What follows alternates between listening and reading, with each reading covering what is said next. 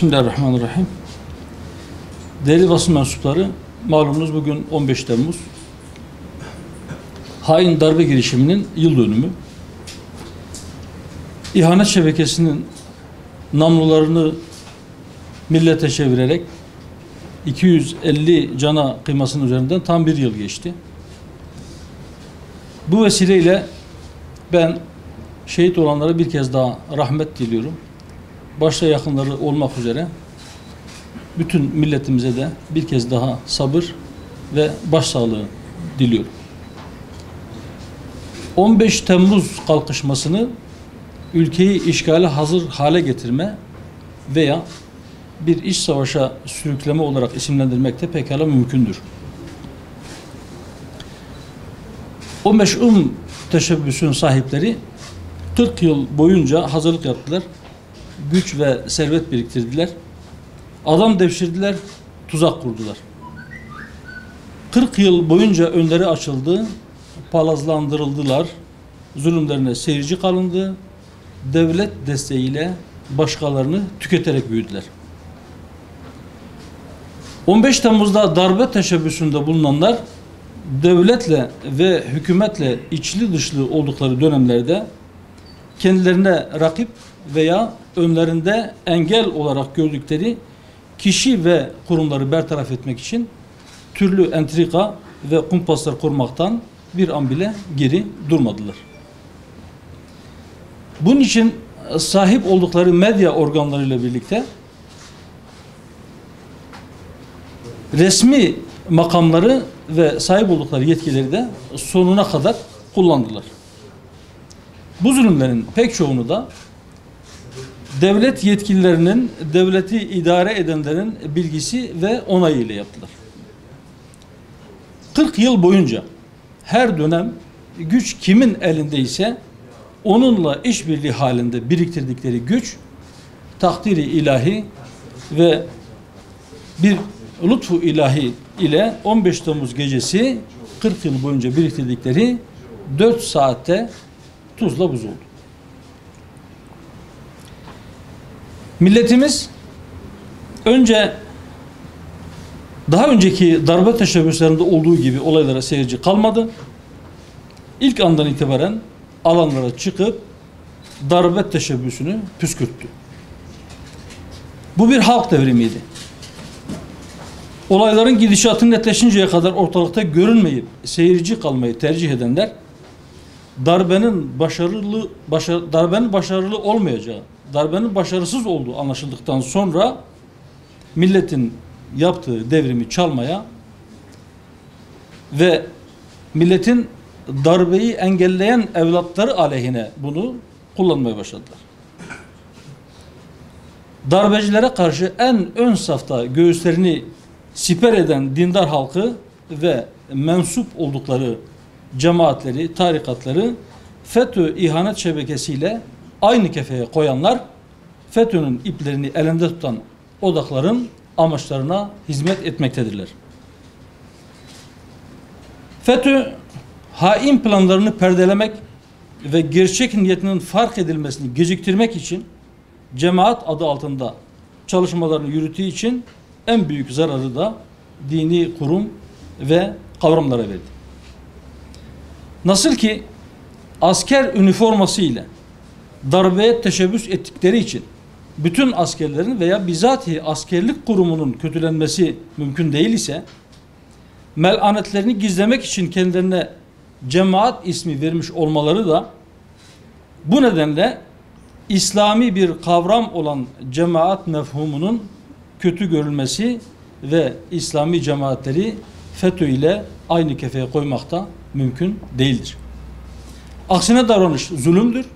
İşi daha da ileriye götürüp İslam'a cephe açılması ise cinayettir. Unutulmamalıdır ki 15 Temmuz gecesi sokağa çıkıp darbe teşebbüsüne direnenlerin başında İslami cemaatler gelmektedir. Bu hususu unutanlara hatırlatıyoruz. Unutturmak isteyenlere karşı da milletçe uyanık olmak gerektiğini bir kez daha ihtar ediyoruz. Milletimize de diyoruz ki bir yıl önce gerçekleştirdiğiniz devrimi çaldırmayın, sahip çıkın. Değerli basın mensupları, başta Sayın Cumhurbaşkanı olmak üzere pek çok kişi hiçbir şey 15 Temmuz öncesi gibi olmayacak dedi ve halen de demeye devam ediyorlar. FETÖ mensuplarının sızdıkları devlet kadrolarından temizlenmesi için bir yıldır yoğun bir şekilde çalışmalar sürüyor. Ancak yıllarca FETÖ'nün zulmüne maruz kalmış ve sabırla bu zulmün sona ermesini bekleyen mazlumların pek çoğu FETÖ'nün zulmünü çekmeye devam ediyorlar. FETÖ yargısının zulmen ceza verdiği insanlar cezaevlerinde ömür tüketmeye devam ediyorlar. İnsanlar FETÖ'nün oluşturduğu devlet hafızası nedeniyle güvenlik soruşturmalarından geçemediği için mağduriyetler yaşamaya devam ediyorlar.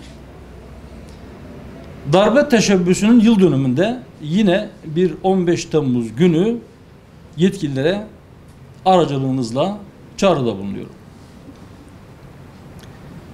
FETÖ'yü devlet kurumlarından temizlemeniz yetmez. FETÖ'nün zulümlerinin sonuçlarını da temizlemek gibi bir borcunuz vardır. Ergenekon ve balyoz sanıklarını dışarıya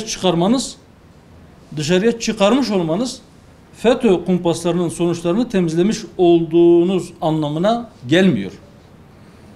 FETÖ'cü kolluğun kumpasları ve FETÖ yargısının haksız kararları ile mağdur edilmiş insanlar cezaevlerinde halen ömür tüketiyorlar. Acilen bir çözüm bulmak zorundasınız. Kendine yapılan haksızlığın hesabını sorarken bu yapının mağdurlarına sahip çıkmamak, bu yapının diğer mağdurlarına sahip çıkmamak zulümde ona ortak olmaktır. FETÖ mensuplarını devlet kadrolarından temizlerken de teraziyi hassas tutun ve ilgisiz insanları mağdur etmeyin. Adaletli olmak, karşıdaki kişi düşman ve darbeci bile olsa adil davranmak, adaleti geciktirmemek gerekir. Halkın devriminin çalınmasına seyirci kalarak aziz şehitlerinin kanlarını heder etmeyin. Ve son olarak diyoruz ki adaleti ikame edin, adil olun, adaletle davranın ve bilin ki adalet mülkün temelidir. Geciken adalet ise adalet değildir. Evet arkadaşlar, hukuk zayıfların hakkını güçlere karşı korumak için vardır. Hukuk bir toplumda en zayıf olan kişinin bile korkusuzca, korkmadan, çekinmeden en güçlüden kendi hakkını talep edebilmesi için vardır. Ama maalesef Türkiye'de belki 10 yıllardır, hatta 100 yıldır çifte standart da diyemeyeceğiz. Belki kişiye göre özel hukuk hep ola gelmiştir. Güçlüler için uygulanan hukuk başka olmuştur. Daha güçlüler için hukuk belki işlememiştir. En güçlüler için hukuk hiç işlememiştir. Yani onların aleyhine. Ama zayıf bir insan hakkını aramak istediğinde hukukun çok dolambaçlı bir yol olduğunu belki işi adliye düştüğünde fark etmiştir. Bahsettiğiniz kişi yürüyemeyecek bir durumdayken, üzerinde ameliyathaneye girerken giydirdikleri önlük dışında çorap bile yok iken ve yürüyemeyecek durumda olduğu için tekerlekli sandalye ile ameliyathaneye götürülürken ayağında sadece galoş olan bu kişi ne hikmetse elleri kelepçeli bir şekilde ameliyathaneye doğru götürülmüştür. Dün karşılaştığım şahıslardan bir tanesi kendisinin daha kötü bir durumda olduğunu söyledi. 1,5 saatlik ameliyat boyunca bile ellerindeki kelepçenin çözülmediğini söyleyen bir vatandaşla ben dün karşılaştım. O kelepçe aslında Şeyh Mus Alpsoy'a vurulmamıştır. O insanlığa bir darbe vurmuştur. İnsanlığı insanlığından utandıran bir görüntüydü o. Ve maalesef böyle görüntüleri bizler bir müddet daha yaşamaya devam edeceğiz. Çünkü her bir kimse sadece kendisine veya kendisine yakın gördüğü kişiye yapılan bu hukuksuzlukları gördüğünde tepki veriyor. Toplumsal olarak haksızlık kime yapılırsa yapılsın tepki vermeyi henüz öğrenemedik. Biraz önce söyledim. Bu darbe teşebbüsü, darbeye teşebbüs edenlerin kendilerine cemaat demelerinden dolayı bütün cemaatler kötüymüş gibi bir algı yayılmaya çalışılıyor. Ve darbenin ilk saatlerinde, darbe teşebbüsünün ilk saatlerinde kılını kıpırdatmayanlar, durun bakalım ne olacak diyenler, hatta bu darbe teşebbüsünün başarıya ulaşması için belki dua edenler, daha sonra bütün İslami kesimleri, cemaatleri aynı torbanın içerisine, aynı kefenin içerisine koyarak hepsinin kökünün kazınması gerektiğinden dem vurmaya başladılar. Bu yüzden diyorum ki bu dindar halk, bu mütedeyyin halk darbecilere karşı bir devrim gerçekleştirmiştir. Böyle yapanlar da onların bu devrini çalmaya çalışıyorlar. Ve millete sesleniyorum. Uyanık olun, devriminizi çaldırmayın. Hükümete de sesleniyorum. Onların devrimini çaldırarak darbeye engel olanları bir şekilde cezalandırmaya kalkıp cezalandırmaya çalışarak FETÖ'nün iplerini elinde bulunduranların amaçlarına hizmet edenlere fırsat tanımayın.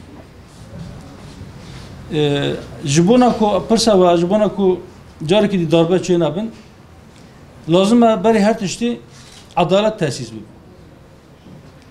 Adalet ji ancak go hamalatiye dvi valate go dijin tav vak hav benditin. تشتي جوجيكيرا حقبة جي إدير جي حق بديتن وكي دعوة حقك بك ويا حقبة نافي ولسرة حقي بيضاين بوشكل عدالة تأسيس ببا وشيخوي براتي ورا وشيخوي ملات حرب بقرا ضربة بازده ترمه أجر كي نشوف بسري أجر كي أو كسي جوفي تشابوسي كرن نجشن مرادي خوا برينا شو مجو ملت بو يك وجود لدجي ودركت tabi tanku, topu, tayarı xwa, tabi 205 insan kuştun jî negiştin muradê xwe, millet wan mecbur kir ku paş ve vekişin. Eger adalet tune ve yekîtî nav millet tune be. Her çi qas ki masî adalet jî millet ji bona ku nekeve rewşeke xerabtir, li dijî vê darbê derke, li eger millet ji hevdû bela wela bibe, eger ki adalet tune be, eger ki yekîtiya millet xerab bibe, او کسی کو بخوازن ضربه بکن و تم و زمینش خورا ببینن و فرصت ببینن داویجی لوان تشابوس نه یعنی نه بتنی اف تشابوس ضربه پازده هترمی لترکیه حتی نه ایرو چیغاز ضربه چی بونه دپشتون ضربه تبیده امریکا هبی از بس باور دکم گوجنها پیدا اگر کی تشابوس دنجی چی به و امریکا پشتون باش li tabii viye ki galo dostaniye Türkiye ve Amerika çıma devam dike. Yani aviyat dostaniye yan tişteki diye birasti az usadı fikrim hali hazır Türkiye nayari xuditiye naji kiriye li mecburiyeti belki jitenabuna cesareti nevere nayari xud binav bike bej Amerika nayari mi.